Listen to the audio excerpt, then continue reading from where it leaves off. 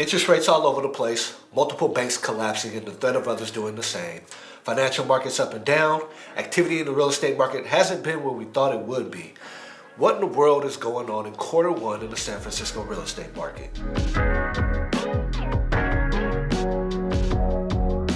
Welcome back to the channel. If this is your first time here, my name is Kevin Swanigan. I'm a local realtor here in San Francisco. And on this channel, I give market updates on our real estate market, luxury home tours, and I talk about everything that the city has to offer. So hit that subscribe button and the notification bell so you don't miss any new videos. And without further ado, let's get into the market review of quarter one. To start things off, let's look at home values or median sales price. When compared to quarter one of 2022, home values for single-family homes in quarter one this year reflect an 18% decline. We went from 1.85 million down to 1.52 million. Condos are down 7% year over year, going from 1.21 million of quarter one last year down to 1.12 million of quarter one this year. However, this number is up in comparison to quarter four of 2022. One interesting stat to look at is the median price per square foot. You have to keep in mind that price per square foot for condos typically run higher than those for single-family homes, which you can see is the case pre-pandemic. Once the pandemic hit, these medians ultimately converged in 2022 and continue to be in line with each other now. Obviously, just like the sales price, both single-family homes and condo markets saw decreases in their numbers year over year. Inventory lately has just been low, and we need more of it.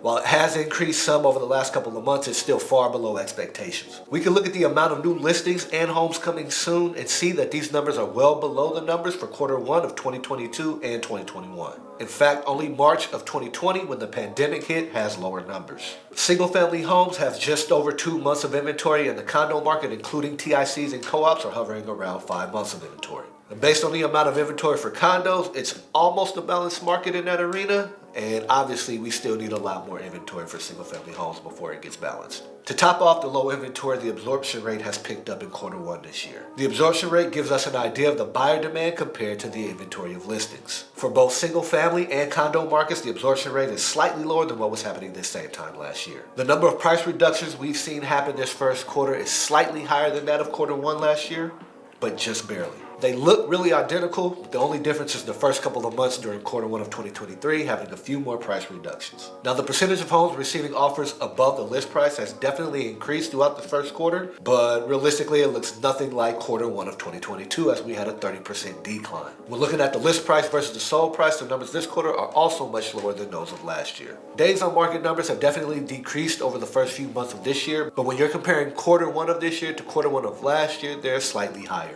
Interest rates, on the other hand, have been really inconsistent this year. In a matter of 1 month's time, we saw interest rates as high as 7% and as low as 5.9%. That fluctuation has been pretty consistent throughout each month this quarter. What we do know is that in times of volatility, individual lenders will have varying rates. As of the date of this recording, the 30-year fixed mortgage is around 6.3% and the 30-year fixed jumbo is at 6.4%. One thing that has been constant has been the decline of inflation, which is down from its peak of 9.1% down to 5%. Okay, I just threw a bunch of numbers and statistics at you, so what does all that mean for you? If you're on the buying side, the good news is that prices are continuing to fall. Even though interest rates have been all over the place, one thing that they are doing is trending downward. You also have financial markets acting just as sporadic as rates and a small amount of layoffs causing many potential buyers to give up the idea of buying for now. If you're on the buy side, you have to understand that right now is a golden opportunity. You can literally take advantage and get the better price now and refinance later, getting the best of both worlds. Also understand that time in the market is damn near impossible to do. It's really strictly luck. Again, you just want to make sure that you take advantage and get the best deal possible that you can. The one downside for buyers is that there just isn't a lot to choose from. This is because potential sellers who don't need to make a move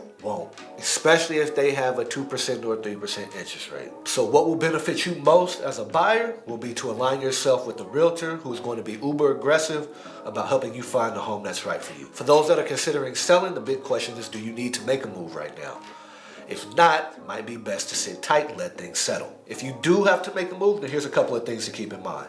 One, yesterday's price is not today's price. You're not going to get the price that your neighbors got this same time a year ago. As difficult as it may be, let go of that idea. Home prices have gotten back to pre-pandemic numbers. Secondly, make the house shine. There are far more buyers in today's market looking for homes that are move-in ready, most of which don't want to spend their time dealing with contractors or living in a construction zone. Plus, the more you make the house shine, the more buyers are willing to pay. There are lots of people still talking about a market crash happening, but I'm not buying it. If inventory wasn't this low, maybe I'd feel differently. Coupled with the fact that interest rates are trending in the right direction, which is down, inflation is doing the same thing, and unemployment rates are still low. I believe that we will see prices level off at this point for a while. What do you see happening with the market? Drop it in the comments. That wraps up this Q1 market review. Hit that like button if you thought this information was helpful. If you got questions about the market in general or your neighborhood specifically, don't hesitate to reach out. Shoot me an email and I'll be glad to help in any way that I can. Otherwise, you guys know what to do.